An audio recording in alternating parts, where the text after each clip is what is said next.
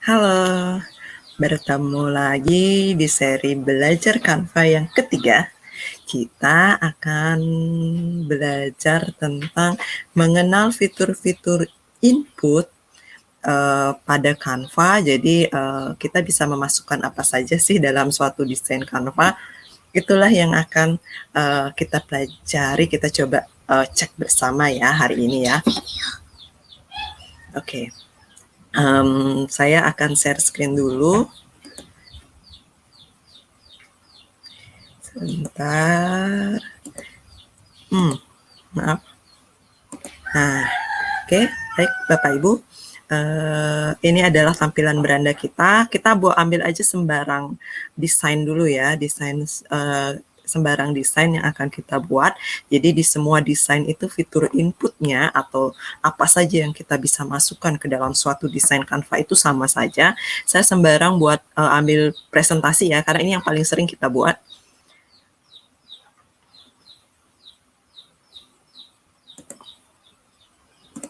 Nah, masih loading. Nah, saat saya tadi klik presentasi, Bapak Ibu akan diarahkan ke fitur template dulu. Jadi Bapak Ibu bisa cek di sidebar kiri, di bagian sebelah kiri dari desain itu ada rekomendasi yang paling atas adalah template. Jadi ini adalah template-template dari presentasi yang ingin kita buat. Nah, ini di scroll down ke bawah itu banyak sekali template-template yang bisa langsung kita gunakan. Oke. Saya sembarang aja dulu. Ini mungkin ya. Nah, saya masukkan ini. Mungkin saya akan ganti. Ini tulisannya ini bisa kita ganti nih, diklik aja. Saya misalnya pakai nama saya, Ika Desi Budiarti. Oke, atau Ika Desi gitu aja misalnya. Nah, ini SMA Negeri 2 Adian Semak. Nah, misalkan seperti ini ya. Nanti kalau mau nambah slide, silahkan ini diklikkan. Nanti kita akan belajari cara membuat slide di video yang selanjutnya. Oke, kita akan fokus dulu mengenal apa sih fitur-fitur ya input yang ada di bagian sidebar kiri, di bagian atas. Nah, seperti itu. Oke. Baik, saya tutup. Tadi yang template ya. Jadi rekomendasi template itu Bapak Ibu tinggal klik template, pilih template mana yang cocok untuk presentasi Bapak Ibu. Nah, kemudian di fitur elemen, di sini ada banyak elemen ya Bapak Ibu. Jadi ada background estetik. Jadi untuk background bisa pilih background. Nah, ini ada dalam bentuk garis dan bentuk, ada dalam bentuk grafis. Nah, misalkan ini kan temanya natur nih, alam. Saya pengen berbentuk daun-daun kayak yang ini di desain saya. Diklik aja tadi tuh yang grafis itu, ini masih agak ngeloading. Nah, ini mungkin ya. Ini saya masukkan. Tinggal diklik aja gambarnya. Oke, nah dia akan muncul di sini, Bapak Ibu. Nah, saya taruh ke sini, ya. Bisa seperti itu, stiker. Ini misalnya, yang ini kayak apa namanya nih? Apa istilahnya? Aduh, kok saya lupa. Kembang api. Ya, kembang api boleh dimasukkan. Jadi yang disesuaikan ya, disesuaikan dengan apa kebutuhannya Bapak Ibu. Nih, tentang yang grafis, tentang dedaunan, tentang apa nih, simbol zodiak, gambar sederhana, tentang berkemah, bunga. Ini saya coba masukkan gambar bunga. Ya, itu semua bisa kita cari di elemen.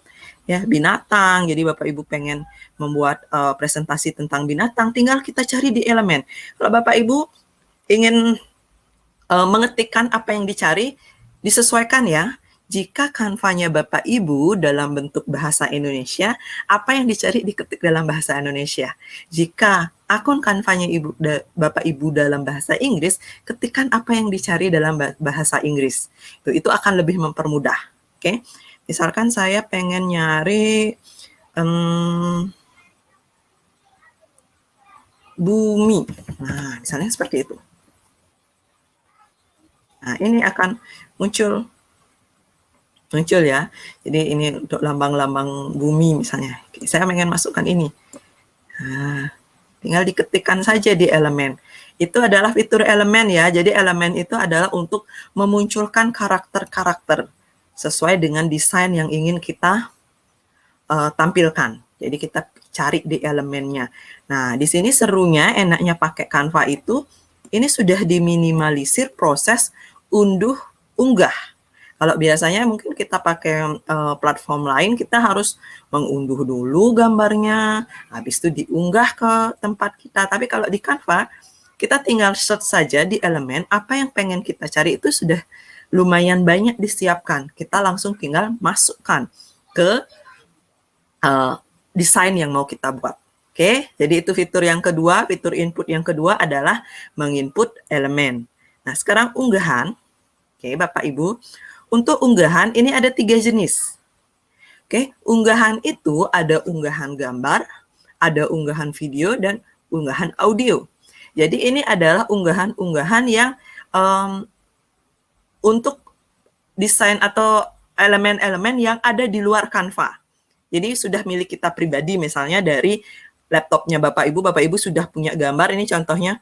Ini kan gambar-gambar pribadi saya yang tidak ada di Canva, ini saya unggah di sini. Ya. Ini kalau video saya belum pernah unggah video, audio ini audio yang saya unggah dari laptop saya sendiri. Cara unggahnya ya seperti biasa kayak kita mengunggah sesuatu.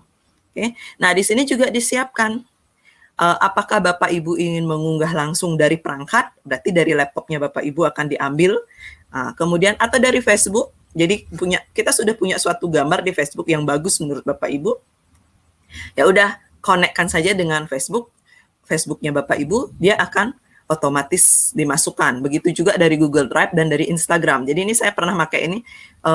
Jadi saya nggak perlu di Instagram tuh kan biasanya nggak ada tombol download gambarnya kan, download gambarnya, tapi saya pengen pakai gambar Instagram saya itu. Ya udah saya konekkan ke Instagram saya, langsung otomatis muncul di sini gambarnya. Oke. Kemudian di sini ada Dropbox juga sama, Dropbox sama Google Drive itu kan sama aplikasi penyimpanan berbasis cloud ya. Oke, jadi prosesnya sama, tinggal disesuaikan mana yang memang Bapak Ibu miliki. Oke. Kemudian foto. Jadi ini adalah fitur input yang keempat. Oke, sebentar ini sinyal saya sepertinya. Di fitur input yang keempat ini adalah rekomendasi foto-foto dari Canva-nya sendiri. Jadi Canva punya banyak aset foto. Nah, ini dia punya banyak aset foto kan. Tinggal kita gunakan mana yang cocok. Kalau Bapak Ibu pengen mencari sesuatu di sini, jadi ini foto-foto pro yang bisa kita gunakan di sini untuk pendidikan. Ingat, Canva for Education itu digunakan untuk pendidikan, bukan untuk komersial ya. Nah, ini bisa kita cari di sini. Oke, kemudian tinggal diklik aja kalau misalnya Bapak Ibu pengen pakai ini. Nah, disesuaikan. Oke, ya disesuaikan ukurannya atau ya. Misalnya seperti itu ya, karena ini template presentasi. Dah, kita bisa pakai fotonya. Kemudian teks, misalkan teks.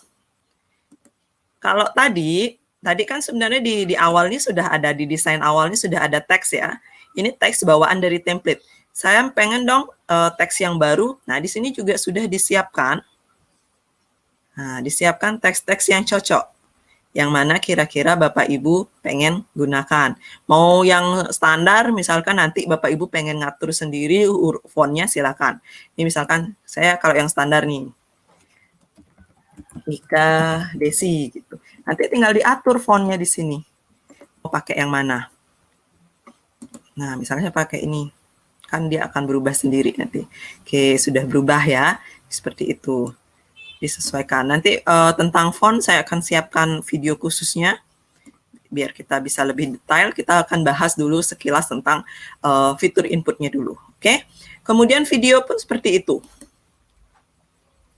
Nah, di fitur video Nah, ini adalah video-video yang sudah disiapkan oleh Canva. Oke. Misalkan kita pengen masukin video apa ya? Nah, ini. Saya pengen masukin video jantung. Oke. Nah, sudah bergerak video jantungnya. Oke, ini bisa kita masukkan di sini. Ya, ini adalah video-video yang disiapkan langsung oleh Canva. Nah, kalau bedanya, kalau di unggahan, di video di sini adalah video milik kita. Sedangkan kalau di video ini adalah video yang sudah tersedia di Canva. Gitu. Kalau latar belakang, ini untuk mengganti latar belakang. Misalnya ini latar belakangnya seperti ini. Saya pengen ganti warna ya silahkan. Saya pengen pakai latar belakang ini dong, yang garis-garis nih, gradiennya ini. Ya, jadi berubah jadi gradien garis biru seperti ini. Saya pengen yang bunga dong. Nah, ini di latar belakang. Itu seperti itu ya. Untuk yang latar belakang. Folder ini kayak folder penyimpanan yang bisa kita ginikan, sesuaikan. Nah, kemudian ini ada titik 3. Nah, di titik 3 ini, Bapak Ibu, ada banyak yang bisa kita masukkan. Kita bisa masukkan audio, bagan, gaya. Nah, ini adalah fitur-fitur yang bisa dimasukkan. Kemudian ada jenis-jenis ini ya. Tadi ini kan sudah sebenarnya diulang lagi. Instagram kan udah bisa, QR code, Facebook, itu kan semua tadi di bagian unggah itu juga sudah dimunculkan. YouTube, video YouTube pun bisa kita masukkan di sini. Oke, Pak Ibu tinggal sesuaikan pengen nyari video YouTube apa. Oke. Emoji, ini sematkan kalau yang ada berbasis website. Nah, di sini bisa kita sematkan di sini atau di embed kalau pakai bahasa Inggrisnya. Ya, jadi ada banyak nih fitur-fitur yang bisa kita tambahkan atau kita inputkan ke desain kita di Canva. Oke. Nah, kemudian saya akan pengen melihat di bagian atas. Oke. Di bagian file ini buat desain baru, buat salinan, unduh.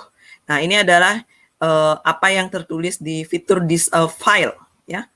Tampilkan petunjuk, tampilkan pembatas, penggaris. Nah, itu kalau Bapak Ibu memang ada butuh tambahan-tambahan bisa dimunculkan. Kemudian ubah ukuran. Ini adalah fitur untuk mengubah ukuran. Ini kan ukurannya 1920 kali 1080. Misalnya Bapak Ibu pengen ubah ke 1280 kali 720 gitu misalnya. Oke, tinggal klik salin, ubah ukuran, akan dialihkan ya. Nah, salinan dari IKDesi itu misalnya. Jadi akan dibuatkan penyesuaian bentuk dari desainnya Bapak Ibu. Itu untuk yang fitur ubah ukuran. Oke, sebentar ini ngeloading juga. Nah, kemudian ini di sini Bapak Ibu, ini untuk fitur undo-nya, ini ada tulisan semua perubahan telah disimpan. Oke. Jadi Bapak Ibu, di sini ini Canva itu sudah tidak ada tombol save. Jadi kalau Bapak Ibu nanya, ini pekerjaan saya tersimpan nggak ya? Gitu. Kalau Bapak Ibu sudah connect saja ke internet, pekerjaan Bapak Ibu akan tersimpan setiap detiknya. Oke, jadi nggak. Yang penting di sini kalau dia offline, jadi Bapak Ibu offline akan ada pemberitahuan di sini bahwa desain Bapak Ibu belum disimpan karena kondisi offline. Tapi jika dia sudah online, ini setiap detik pekerjaan Bapak Ibu sudah tersimpan. Jadi nggak ada tombol save di sini ya. Kemudian ini yang ada tulisan IKDesi itu kan, ini adalah tempat Bapak Ibu mengganti nama file. Oke, nah misalkan saya mau tulis file belajar fitur input. Nah, di sini tempat kita mengganti nama filenya. Jadi biasanya kita kan ambil dari template ya. Dari template itu kan sudah bawa nama sendiri. Nah, sekarang kalau kita pengen menggantinya biar kita ingat ini file saya tentang apa, nah tinggal Bapak Ibu ganti di sini. File belajar fitur input. Oke. Nah, kemudian di sini ada fitur bagikan. Ini adalah cara kita membagi ke anak-anak atau ke rekan. Di sini saya tambahkan, jika Bapak Ibu ingin membagi link ini atau desain ini kepada rekan Bapak Ibu dan ingin rekan Bapak Ibu mengedit, maka ikut sama-sama mengedit, maka rule-nya jadikanlah edit. Nah, misalkan kalau saya ingin ngasih ke siswa, tapi siswa saya biar tidak bisa mengutak-atik desain saya, apa yang harus saya lakukan?